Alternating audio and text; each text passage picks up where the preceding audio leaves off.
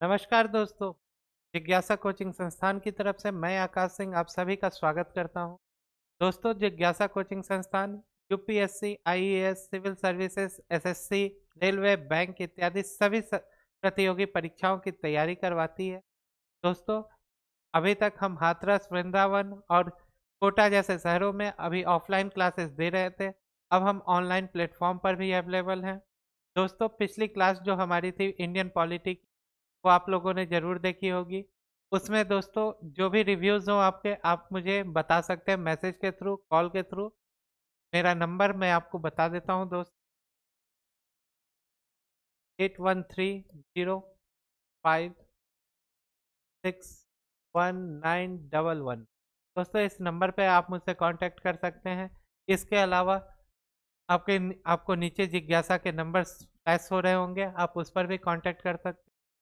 आपको किसी भी प्रतियोगी परीक्षाओं से संबंधित जो भी समस्याएं हो, किताबों के बारे में, जो मैं वेल एक्सपीरियंस्ड हूँ। ऑलरेडी मैंने बहुत बार एग्ज़ाम क्लियर किए हुए हैं। मेंस इंटरव्यू तक मैं जा चुका हूँ। आपको कोई भी गाइडेंस की ज़रूरत हो, आप मुझसे कांटेक्ट कर सकते हैं।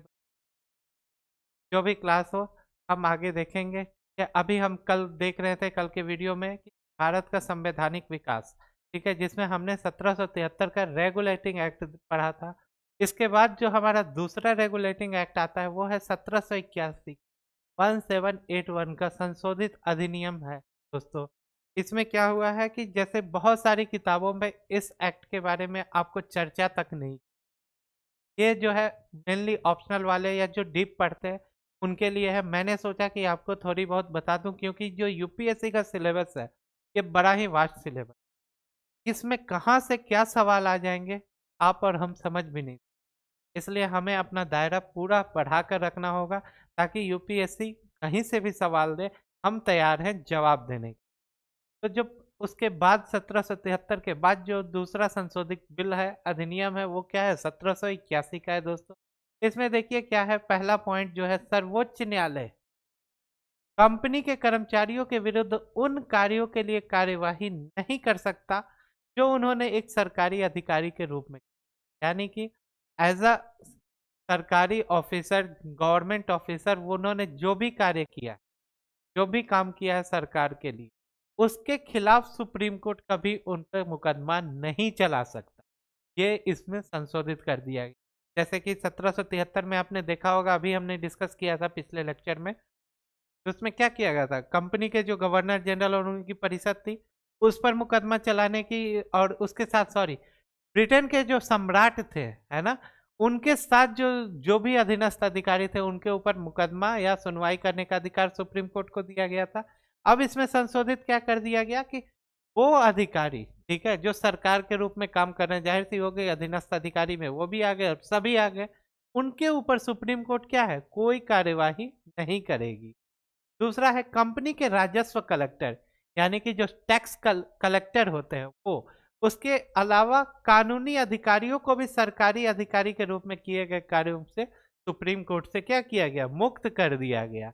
यानी सुप्रीम कोर्ट जो है, जो टैक्स कलेक्टर है, उसके बाद जो कानून से संबंधित अधिकारी है, उनका भी कोई भी कार्य, सरकार के अधीन किया हुआ कोई भी कार्य पर सुप्रीम कोर्ट से मुक्ति मिल गई। उनके ऊपर कोई मुकदमा नहीं चलाया जा सकता एज अ गवर्नमेंट ऑफिसर।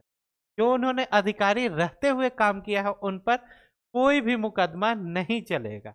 ठीक है। उसके बाद आता है गवर्नर जनरल एवं उसकी परिषद के सदस्यों को भी यह उन्मुक्ता प्रदान कर दीजिए।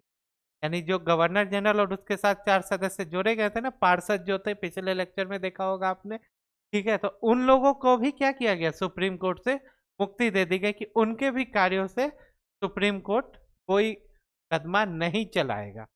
उसके बाद आता है कानून बनाते बनाते तथा उनका क्रियान्वयन करते समय भारतीयों के सामाजिक तथा धार्मिक रीति रिवाज का सम्मान किए जाने का निर्देश दे दिया गया। यानी कि कानून बन रहा है भारत के लोगों के लिए, तो जाहिर सी बात है भारत के लोगों का जो धर्म है, जो सामाजिक विभिन्नताएं आज भी है हमारे देश में, उस समय भी थी, तो उन सबको ध्यान में रखकर कानून का निर्माण करना है का आदेश दिया गया ब्रिटेन सरकार की तरफ से। किसको, गवर्नर जनरल की परिषद को, यही कानून बना रहे थे। तो इनको क्या कह दिया गया कि आप जब भी कोई कानून बनाए, इसको भारत के लोगों के धर्म और समाज की स्थिति को समझते हुए बनाए, ताकि उन पर कोई ठेस या कुठाराघात ना हो सके। नेक्स्ट आता है दोस्तों गवर्नर जनरल वारेन हेस्टिंग। जाहिर सी बात है 1773 में यही थे, ठीक है, अभी भी यही है। गवर्नर जनरल वारेन हेस्टिंग के साम्राज्यवादी नीतियों को लेकर, जो वारेन हेस्टिंग की साम्राज्यवादी नीतियों को लेकर कंपनी एवं संसद के बीच मतभेद पैदा हो गए। साम्राज्यवाद क्या होता है दोस्तों? अपने साम्राज्य को फैलाना, ठीक है। वारेन हेस्टिंग क्या कर रहे थे? जबरदस्ती साम्राज्य को, यानी ब्रिटेन साम्राज्य को क्या किए जा रहे थे? बढ़ा रहे थे, ठीक है। वो जबरदस्ती जो कर रहे थे वहां के लोगों से, उससे क्या हुआ? ब्रिटेन की कंपनी और संसद जो थे उन दोनों के बीच में मतभेद पैदा हो गया। यानी कंपनी का क्या नीति था? साम्राज्य को फैलाना। और संसद का क्या था? संसद को लग रहा था कि ये जबरदस्ती किया जा रहा है, तो इन पॉइंट को लेकर उन दोनों के बीच में क्या हुआ? मतभेद पैदा हो गया, ठीक है। वारेन हेस्टिंग गवर्नर जनरल तत्काल के थे, ठीक है। तो इनके साथ जाहिर सी बात है यही हेड थे, तो इनके ऊपर हो गई।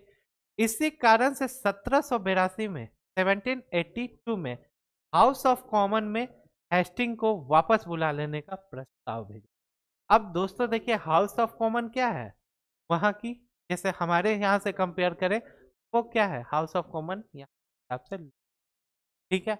उससे क्या कहा गया कि जो वारेन हेस्टिंग थे उनको वापस बुला लिया जाए, ऐसा प्रस्ताव पारित कर दिया गया, ठीक है, हाउस ऑफ कॉमन में।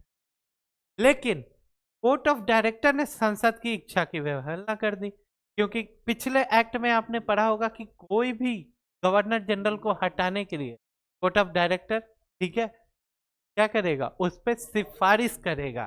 तो कोर्ट ऑफ डायरेक्टर ने क्या किया? यहाँ अवहेलना कर दिया कि हम नहीं बुलाएंगे, मतलब कि मना कर दिया, ठीक है।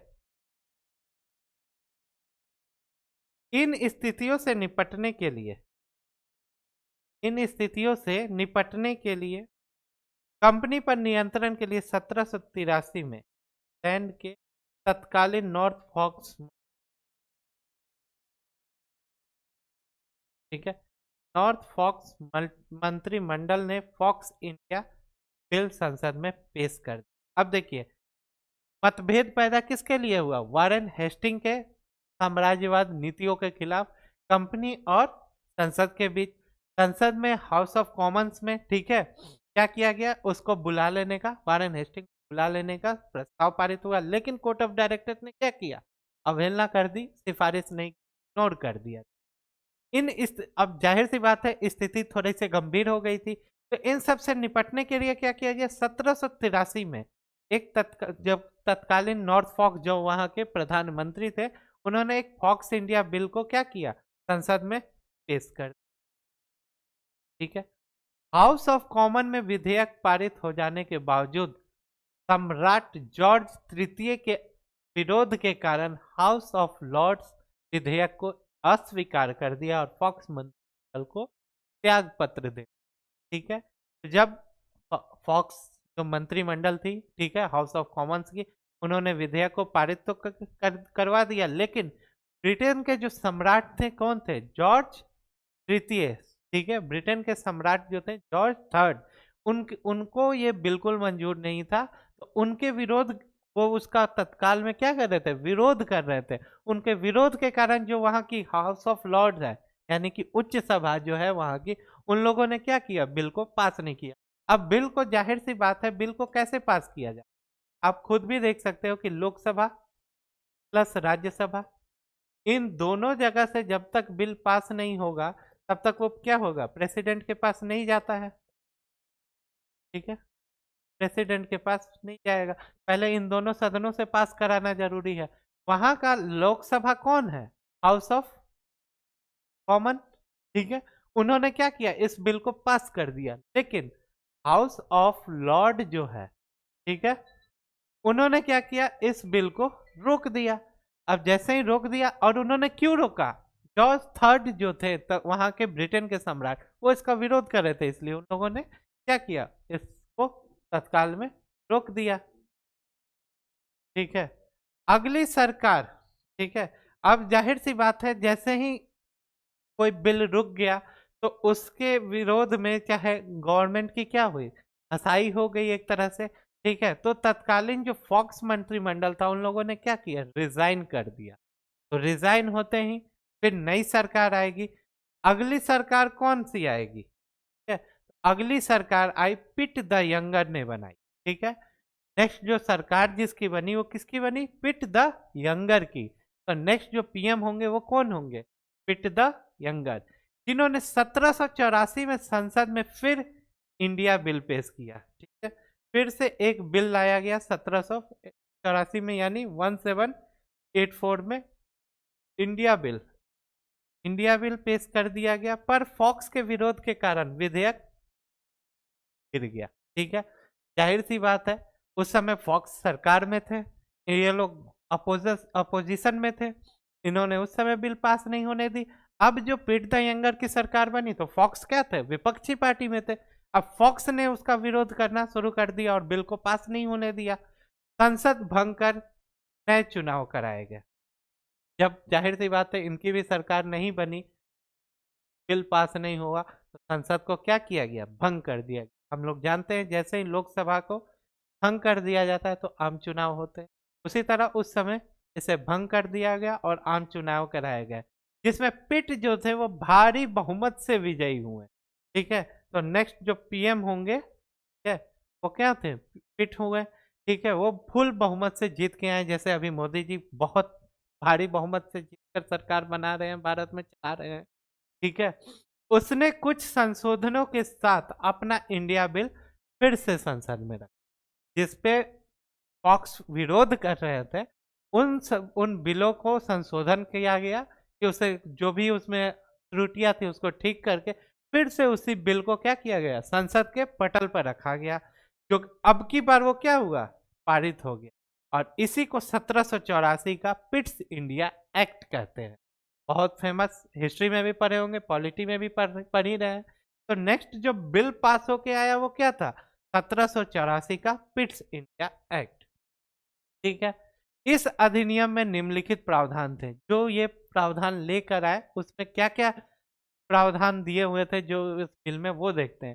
तो इसमें क्या था, 6 कमिश्नरों को एक नियंत्रण बोर्ड स्थापना कर, यानी एक बोर्ड बनाया गया जिसमें 6 कमिश्नर रैंक के अधिकारियों की नियुक्ति की गई। कितने अधिकारी थे, 6 कमिश्नर रैंक के अधिकारी थे, और एक बोर्ड बना जिसे भारत में अंग्रेजी अधिकृत क्षेत्र पर पूरा अधिकार दे दिया गया।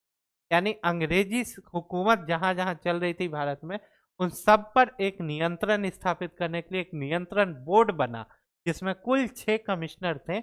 इस बोर्ड को क्या कहा गया, बोर्ड ऑफ कंट्रोल कहा गया। ठीक है, तो जो सवाल आते हैं कि इस बोर्ड का नाम क्या था, तो इस बोर्ड का नाम था बोर्ड ऑफ कंट्रोल।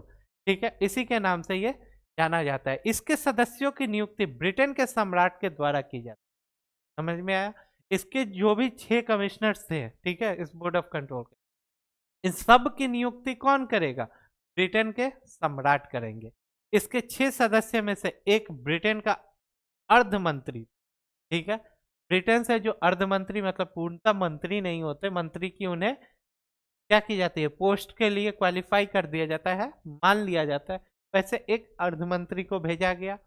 दूसरा विदेश सचिव थे ब्रिटेन के, और बाकी जो 4 लोग होते हैं वो सम्राट के द्वारा प्रिवी काउंसिल के सदस्य से चुने जाते हैं। सम्राट का जो प्रिवी काउंसिल होता है उनके सदस्य द्वारा 4 लोगों को चुना जाता था। तो 6 लोग आ गए, कहाँ से आए, एक जो हुए वो उनकी डायरेक्ट नियुक्ति किसने किया, ब्रिटेन के सम्राट ने, जिसमें से एक क्या हो गया, नियुक्ति तो 6 की ब्रिटेन के सम्राट ही कर रहा है, लेकिन उनमें से एक क्या हो गया, मंत्री स्तर का अधिकारी हो गया, दूसरा विदेश सचिव हो गया, और बाकी के 4 लोग जो थे वो कहां से आए, प्रिवी काउंसिल से आए।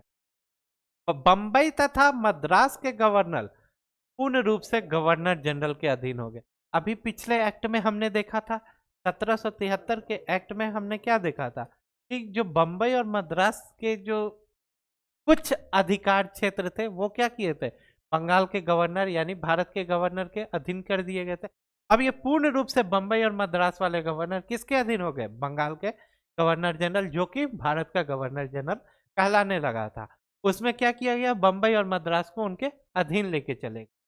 फिर देखिए, भारत में गवर्नर जनरल की परिषद की एक सदस्य संख्या 4 से घटाकर 3 कर दी। गवर्नर जनरल में हमने पढ़ा था पिछले एक्ट में कि एक थे गवर्नर जनरल, बाकी उनके 4 पार्षद थे।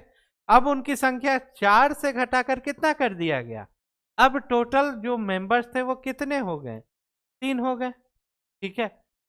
इन 3 में से एक स्थान मुख्य सेनापति दे दिया गया। ठीक है। भारत में कंपनी के अधिकृत प्रदेशों की पहली बार नया नाम ब्रिटिश अधिकृत भारतीय प्रदेश दे दिया। मतलब जहां जहां ब्रिटेन के जो कंपनी के अधिकार क्षेत्र थे, जहां जहां उन लोगों ने कैप्चर किया था, उसका नाम अब क्या दे दिया, भारत अधिकृत भारतीय, सॉरी, ब्रिटिश अधिकृत भारतीय प्रदेश उनका नाम दे दिया। मतलब कि जो भी भारत का, सॉरी, कंपनी के द्वारा शासित प्रदेश थे जो कैप्चर किए हुए थे, अब वो किस नाम से जाने गए, ब्रिटिश अधिकृत भारतीय प्रदेश के नाम से जाने गए। अब देखिए, संचालक मंडल द्वारा तैयार किए जाने वाले पत्र एवं आज्ञाएं नियंत्रण बोर्ड के सम्मुख रखी जाती थी। यानी कि अब जो संचालक मंडल था वो कुछ भी प्रस्ताव तैयार किया करता था तो पहले सीधे चला जाता था सरकार के पास। अब कहाँ आ गया, अब पहले वो कहाँ रखाएगा, नियंत्रण बोर्ड के सामने रखे। संचालन मंडल को भारत से प्राप्त होने वाले पत्रों को भी नियंत्रण बोर्ड के सम्मुख रखना था। जो भी अधिकार पत्र थे सबको, सब पे कंट्रोल किसका हो गया, कंट्रोल ऑफ बोर्ड का, यानी बोर्ड ऑफ कंट्रोल का, यानी नियंत्रण बोर्ड का टोटली क्या हुआ, पूर्णतः नियंत्रण हो गया। नियंत्रण बोर्ड पत्रों में परिवर्तन भी कर सकता था। जो भी आप प्रस्ताव लेकर आ रहे हैं, ठीक है, सरकार की तरफ से नियंत्रण बोर्ड क्या करता था, उनमें चाहे तो संशोधन भी कर सकता था। सलाह क्या होता है कि कहीं सलाह दिया जाता है, ये डायरेक्ट इनके पास पावर थी कि ये उसमें संशोधन कर सकते थे। फिर आता है कंपनी के डायरेक्टरों को की एक गुप्त सभा बनाई गई, एक फिर से एक गुप्त सभा, प्राइवेट सभा बना दी गई, जो अधिकार सभा या संचालक मंडल के सभी आदेशों को भारत भेजती थी। अब इनका क्या हुआ, एक प्राइवेट से मतलब गुप्त सभा बना दी गई। ये क्या करते थे कि जो भी अधिकार सभा या संचालक मंडल के द्वारा प्रस्ताव, जो भी अनुमति दिया जाता था, उसको क्या किया जाए, भारत से भेज दिया जाता था। मद्रास तथा बंबई के गवर्नरों की सहायता के लिए 3 सदस्यीय परिषद का गठन। अब बाकी जो क्षेत्र बचे, मद्रास वाले, ठीक है, ठीक है, और बंबई वाले, इन दोनों जगहों पर, ठीक है, क्या कर दिया गया, बंबई और मद्रास के गवर्नरों की सहायता के लिए 3 सदस्य, 3 मेंबर के सदस्यों की क्या की गई, परिषद का एक गठन कर दिया गया। ये क्या करते थे, इनके जो गवर्नर होते थे उनकी सहायता करने के लिए इनको रखा गया। देशी राजाओं से युद्ध तथा संधि से पहले गवर्नर जनरल को कंपनी के डायरेक्टरों की, यानी कि किसी भी राजा के उसके साथ पहले क्या होता था, कंपनी के डायरेक्ट युद्ध हो जाता था। जैसे ही युद्ध होता था कंपनी टेक ओवर करती थी। लेकिन अब जब भी आपको युद्ध करना है या किसी प्रकार का कोई भी संधि करना है तो क्या करना होगा, गवर्नर जनरल को कंपनी के जो डायरेक्टर्स हैं उनसे क्या होना, अनुमति लेनी होगी, स्वीकृति लेनी होगी। भारत में अंग्रेजी अधिकारियों के ऊपर मुकदमा चलाने के लिए इंग्लैंड में एक कोर्ट की स्थापना की। मतलब कि ब्रिटेन के जो भी अधिकारी भारत में थे वो कैसे भी काम कर रहे हो, गैर कानूनी कानूनी कुछ भी, उन पर अगर कोई मुकदमा चलाना है तो इंग्लैंड में एक अलग से क्या किया गया, कोर्ट की स्थापना की गई कि वहां पे ही मुकदमा चलेगा, भारत में कोई मुकदमा नहीं चलेगा। इस तरह से हमारा जो ये एक्ट था वो समाप्त होता है दोस्तों। इसके अलावा आपको कोई भी क्वेरी हो आप इस नंबर पे कांटेक्ट कर सकते हैं, या फिर आप जिज्ञासा के किस साइट से जुड़ सकते हैं। ऑनलाइन जो भी प्लेटफॉर्म्स हैं, फेसबुक साइट हैं, आप जुड़ सकते हैं। कोई भी पीडीएफ, कोई भी आपको नोट्स वगैरह चाहिए हो, जिज्ञासा में रोहित सर, चेतन सर से आप कांटेक्ट कर सकते हैं। इसके अलावा मैंने आप लोगों को अपने वीडियो के स्टार्टिंग में अपना नंबर दे दिया है। किसी प्रकार की आपको लगता है कि आपको सलाह की ज़रूरत है आप मुझसे तुरंत कांटेक्ट कर सकते हैं। मैं आपको फिर से एक बार अपना नंबर लिख देता हूँ, 8130561911। आप इस नंबर पे मुझसे कांटेक्ट कर सकते हैं और ये जो वीडियो आप देख रहे हैं इसे प्लीज़ आप अपने साइट से शेयर कर दीजिए, लाइक कर दीजिए, सब्सक्राइब कर दीजिए। तब तक और पढ़ते रहिए। किसी भी प्रकार की कोई दिक्कत होती है, जिज्ञासा आपके साथ हमेशा खड़ा है। धन्यवाद।